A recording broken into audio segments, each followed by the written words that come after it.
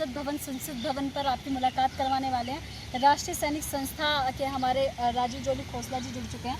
सर्वप्रथम मैं आपका स्वागत करती हूँ अपने चैनल जनता का फैसला न्यूज़ में। बंगाल में जो है ममता बनर्जी के शासनकाल की आप दो शब्दों में चर्चा करें। जय हिंद।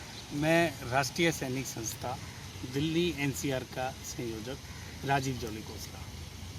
आज हमने एक ज्ञापन दिया माननीय राष्ट्रपति जी को, माननीय प्रधानमंत्री जी को, माननीय चीफ जस्टिस ऑफ इंडिया साहब को। हमने 4 जुलाई को एक वेबिनार किया।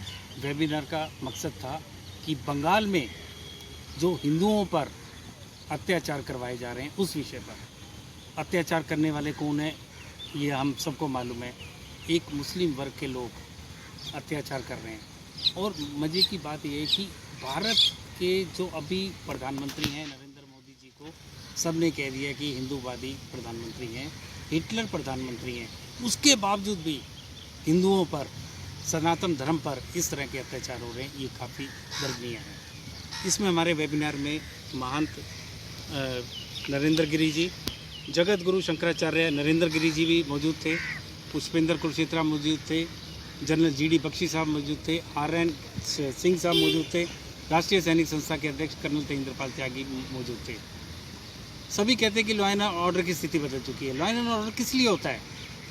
चोरी चकारी डकैती के लिए, ना कि जिस तरह से ये हमला हो रहा है। गवर्नर हाउस के सामने मुख्यमंत्री साहब का घेराव, CBI के कमरे में मुख्यमंत्री साहिबा का हैवी होना, इसे लॉ एंड ऑर्डर की स्थिति को नहीं कहते।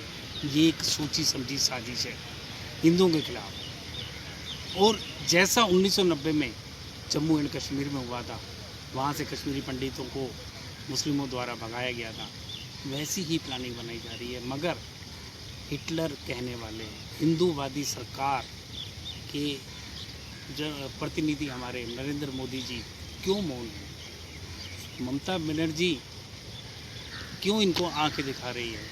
आप देखो इस प्रकार गवर्नर साहब के खिलाफ हर पुलिस स्टेशन में शिकायत दर्ज कराई गई है। इसका क्या कारण है? कहीं ना कहीं ममता बनर्जी नरेंद्र मोदी जी के काबू में नहीं आ रही। ये भारत के लिए आचार्य नरेंद्र गिरी जी ने कहा कि अगर कुरान के थ्रू हमारे को दिक्कत आती है तो कुरान को बैन कर देना चाहिए। आज इतनी दुर्दशा हिंदुओं की हो रही है बंगाल में, बेटियों के साथ बलात्कार किया जा रहा है। क्यों? कहाँ है भारत सरकार? कहाँ है हिंदूवादी सरकार? ये सब सोचना चाहिए। इसलिए हमने एक 12 पेज का लेटर राष्ट्रपति साहब को दिया। किस चीज़ों का वर्णन है? इसमें सभी चीज़ों का वर्णन है। जो कलकत्ता में, बंगाल में जो हालत हैं उसके विषय में पूरा का पूरा हमने डिटेल बना के सब चीज़ें दी हुई हैं। और जितने हमारे संस्था के मेंबर हैं उन सब के भी हमने सबके लेटर बना के आज बंगाल में जब चुनाव हो रहे थे तो ममता ने कहा था कि मैं हिंदू हूँ और मेरे साथ जो है भारतीय जनता पार्टी हिंदुत्व का कार्ड न खेले।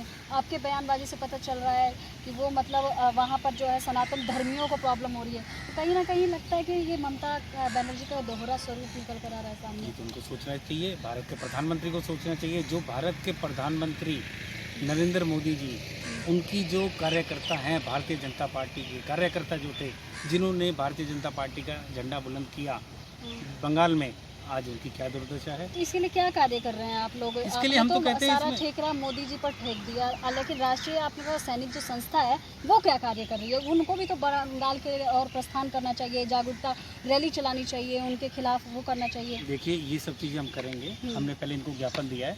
हमारे पूर्व सैनिकों का संस्था है, ये हम वहाँ पर जाके पूरी ट्रेनिंग भी देंगे और घर घर जाके सब चीज़ें इसको उजागर भी करेंगे। तो कहते हैं कि वहाँ पर अभी अतिशीघ्र राष्ट्रपति शासन लगा देना चाहिए ताकि ये आने वाले समय में स्थिति और ना बिगड़े, जम्मू कश्मीर वाली, श्रीनगर वाली स्थिति ना हो। बहुत ही अच्छी जानकारी का साझाकरण माननीय आपके द्वारा। तो देखा आपने, ये थे हमारे हाल में राष्ट्रपति शासन जो है लागू करना चाहिए। साथ ही साथ इन्होंने ये भी कहा कि जिस प्रकार से जम्मू और कश्मीर में आपको एक भयावह दृश्य याद होगा कि जिस प्रकार से में हमले बार बार तो